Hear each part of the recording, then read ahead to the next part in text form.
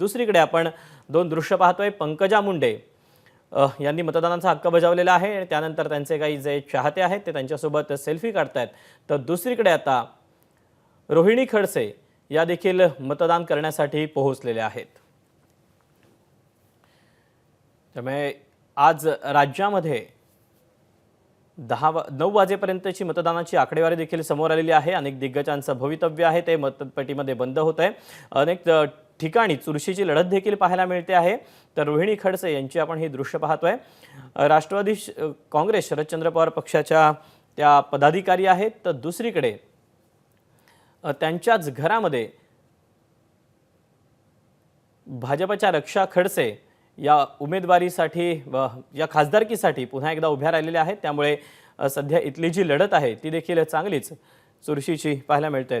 तेव्हा काही वेळापूर्वीच नणंद आणि भावजे यांची देखील भेट झालेली होती।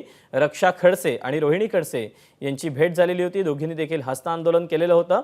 तर एकनाथ खडसे हे मात्र यावेळेला रक्षा खडसे यांच्या समेत आपल्याला पाहायला मिळालेले होते। काही दिवसांपूर्वीच एकनाथ खडसे यांनी नाराज होत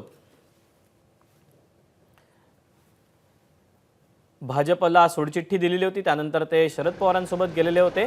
यावेळी रावेर लोकसभेच्या उमेदवार रक्षा खडसे आणि राष्ट्रवादी काँग्रेस शरद पवार गटाच्या नेत्या रोहिणी खडसे या मतदान केंद्रावर समोरासमोर आलेल्या त्या वेळेला दोघींनी एकमेकांना हस्तांदोलन देखील केलं।